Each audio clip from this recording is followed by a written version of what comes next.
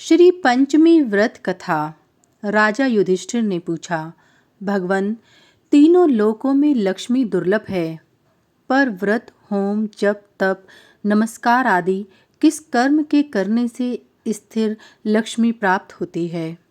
आप सब कुछ जानने वाले हैं, कृपा कर उसका वर्णन करें।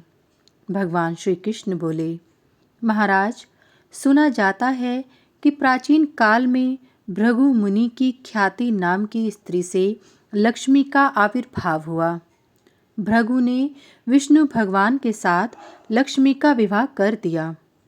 लक्ष्मी भी संसार के पति भगवान विष्णु को वर के रूप में प्राप्त कर अपने को कृतार्थ मानकर अपने कृपा कटाक्ष से संपूर्ण जगत को आनंदित करने लगीं।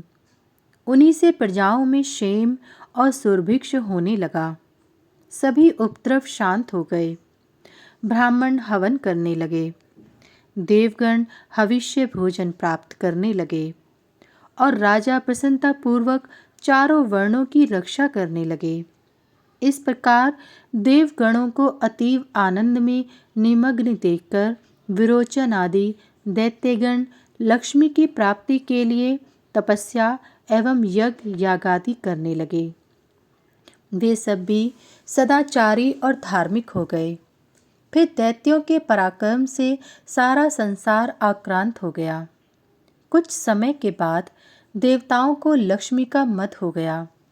उन लोगों के शौच, पवित्रता, सत्यता और सभी उत्तम आचार नष्ट होने लगे। देवताओं को सत्य आदि शील तथा पवित्रता से रहित देखकर लक्ष्मी दैत्यों के पास चली गईं और देवगण श्रीहीन हो गए।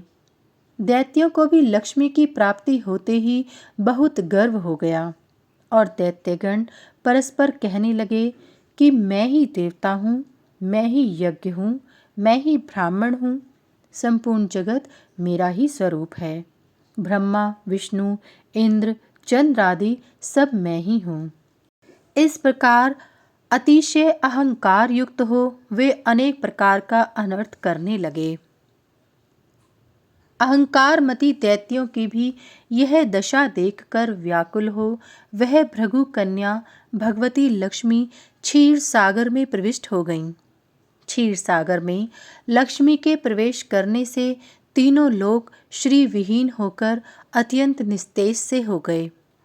देवराज इंद्र ने अपने गुरु बृहस्पति से पूछा, महाराज, कोई ऐसा व्रत बताएं जिसका अनुष्ठान करने से पुनः स्थिर लक्ष्मी की प्राप्ति हो जाए। देवगुरु बृहस्पति बोले, देवेंद्र, मैं इस संबंध में आपको अत्यंत गोपनीय श्री पंचमी व्रत का विधान बतलाता हूँ। इसके करने से आपका अभीष्ट सिद्ध होगा। ऐसा कहकर देवगुरु बृहस्पति ने देवराज इंद्र को श्री पंचमी व्रत की सांगोपांग विधि बतलाई। तदनुसार इंद्र ने उसका विधिवत आचरण किया। इंद्र को व्रत करते देखकर विष्णु आदि सभी देवता, दैत्य, दानव, गंधर्व, यक्ष, राक्षस, सिद्ध, विद्याधर, नाग, ब्राह्मण, ऋषिगण तथा राजागण भी यह व्रत करने लगे। कुछ काल के अनंतर व्रत समाप्त कर उत्तम बल और तेज पाकर सबने विचार किया कि समुद्र को मथ कर लक्ष्मी और अमृत को ग्रहण करना चाहिए। यह विचार कर देवता और असुर मंदर पर्वत को मथानी और वासुकी नाग को रस्सी बनाकर समुद्र मंथन करने लगे। फलस्वरूप सर्वप्रथम शीतल किरणों वाले अति उज्ज्वल चंद्रमा प्रकट हुए। फिर देवी लक्ष्मी का प्रादुर्भाव हुआ। लक्ष्मी के कृपा कटाक्ष को पाकर सभी देवता और दैत्य परम आनंदित हो गए। भगवती लक्ष्मी ने भगवान विष्णु के वक्ष स्थल का आश्रय ग्रहण किया। भगवान विष्णु ने इस व्रत को किया था। फलस्वरूप लक्ष्मी ने इनका वरण किया। इंद्र ने राजस भाव से व्रत किया था, इसलिए उन्होंने त्रिभुवन का राज्य प्राप्त किया। दैत्यों ने तामस भाव से व्रत किया था, इसलिए ऐश्वर्य पाकर भी वे ऐश्वर्यहीन हो गए। महाराज, इस प्रकार इस व्रत के प्रभाव से श्री विहीन संपूर्ण जगत फिर से श्री युक्त हो गया। महाराज युधिष्ठिर ने पूछा, यदुत्तम, यह श्री पंचमी व्रत किस विधि से किया जाता है? कब यह प्रारंभ होता है और इसकी पारणा कब होती है? आप इसे बताने की कृपा करें। भगवान श्री कृष्ण बोले, महाराज, यह व्रत मार्गशीर्ष मास के शुक्ल पक्ष की पंचमी को करना चाहिए। प्रातः उठकर शौच, दंत धावन आदि से निवृत्त हो व्रत के नियम को धारण करें। फिर नदी में अथवा घर पर ही स्नान करें। 2 वस्त्र धारण कर देवता और पितरों का पूजन तर्पण कर घर आकर लक्ष्मी का पूजन करें। सुवर्ण, चांदी, ताम्र, आरकूट, काष्ठ की अथवा चित्रपट में भगवती लक्ष्मी की ऐसी प्रतिमा बनाएं जो कमल पर विराजमान हो, हाथ में कमल पुष्प धारण किए हों, सभी अंगों से अलंकृत हों, उनके लोचन कमल के समान हों, जिन्हें 4 श्वेत हाथी सुवर्ण के कलशों के जल से स्नान करा रहे हों। इस प्रकार की भगवती लक्ष्मी की प्रतिमा की निम्नलिखित नाम मंत्रों से ऋतु कालोद्भूत पुष्पों द्वारा अंग पूजा करें। ओम चपलाय नमः, पादो पूजयामि। ओम चंचलाय नमः, जानुनी पूजयामि। ओम कमलवासिन्ये नमः, कटी पूजयामि। ओम ख्यात्ये नमः, नाभिं पूजयामि। ओम मन्मथवासिन्ये नमः, स्तनो पूजयामि। ओम ललिताय नमः, भुजद्वयं पूजयामि। ओम उत्कंठिताय नमः, कंठं पूजयामि। ओम माधव्ये नमः, मुखमंडलं पूजयामि।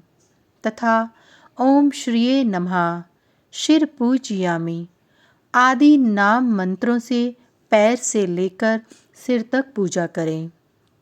इस प्रकार प्रत्येक अंगों की भक्ति पूर्वक पूजा कर अंकुरित विविध धान्य और अनेक प्रकार के फल नैवेद्य में देवी को निवेदित करें।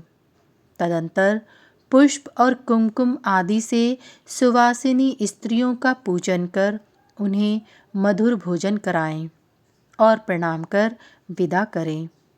एक प्रस्त सेर भर चावल और घृत से भरा पात्र ब्राह्मण को देकर श्रीशः संप्रियताम इस प्रकार कहकर प्रार्थना करें। इस तरह पूजन कर मौन हो भोजन करें। प्रति मास यह व्रत करें और श्री लक्ष्मी, कमला, संपत, रमा, नारायणी, पद्मा, धृति, स्थिति, पुष्टि, रिद्धि तथा सिद्धि इन 12 नामों से क्रमश 12 महीनों में भगवती लक्ष्मी की पूजा करें और पूजन के अंत में प्रियताम ऐसा उच्चारण करें। 12वें महीने की पंचमी को वस्त्र से उत्तम मंडप बनाकर गंध पुष्प आदि से उसे अलंकृत कर उसके मध्य शैया पर उपकरणों सहित भगवती लक्ष्मी की मूर्ति स्थापित करें। 8 मोती, नेत्रपट्ट, सप्तधान्य, खड़ाऊं, जूता, छाता, अनेक प्रकार के पात्र और आसन वहाँ उपस्थापित करें। तदंतर लक्ष्मी का पूजन कर वेदवेत्ता और सदाचार संपन्न ब्राह्मण को सवत्सा गौ सहित यह सब सामग्री प्रदान करें। यथाशक्ति ब्राह्मण को भोजन कराकर उन्हें दक्षिणा दें। अंत में भगवती लक्ष्मी से रिद्धि की कामना से इस प्रकार प्रार्थना करें। हे देवी, आप क्षीर सागर के मंथन से उद्भूत हैं। भगवान विष्णु का वक्ष स्थल आपका अधिष्ठान है। आप सभी कामनाओं को प्रदान करने वाली हैं। अतः मुझे भी आप रिद्धि प्रदान करें। आपको नमस्कार है।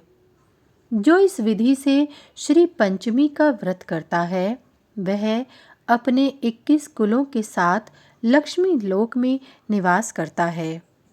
जो सौभाग्यवती स्त्री इस व्रत को करती है वह सौभाग्य, रूप, संतान और धन से संपन्न हो जाती है तथा पति को अत्यंत प्रिय होती है।